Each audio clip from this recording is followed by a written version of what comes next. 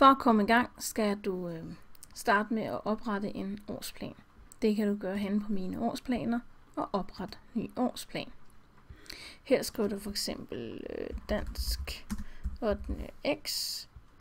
Gå herned og vælge, hvad det er for et fag. Klassetrin. Og her kan man så vælge, hvis man har en gammel årsplan, kan man vælge at bruge sådan en skabelon derfra, men jeg vil gerne starte forfra. Navnet heroppe er kun til dig. Det betyder altså, at det er jo bare noget, du skal kunne finde rundt i. Det kunne også være, man sagde 15-16, så har jeg mere styr på det. Og så siger man opret. Nu er vi så kommet ind i årsplanen. Og her kan man se, at der ligger en masse uger. Og mandag, tirsdag, onsdag, torsdag osv. Og herover ligger de ikke skemalagte forløb. Det betyder altså, at man kan sagtens sidde og lave et forløb, uden at man nødvendigvis behøver at skrive på, hvilken uge man gerne vil arbejde med det.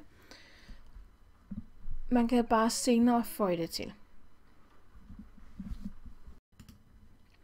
Efterhånden som du laver forløb, vil du hernede kunne se, hvilke fælles mål du har ramt. Lige i øjeblikket kan vi se, at mine er markeret grå, de er altså ikke brugt i årsplanen. Når du efterhånden tilføjer forskellige fælles mål til dine forskellige forløb, vil du så kunne se her, hvilke mål der er opfyldt. Hvis vi prøver at se her på min prøveårsplan, der har jeg lagt 2 forskellige forløb ind. Og når jeg så går ned, kan jeg se her, der har jeg faktisk begyndt at opfylde nogle krav til fælles mål. Skulle du opdage, at der er en årsplan, du slet ikke har brug for, kan du gå helt ned i bunden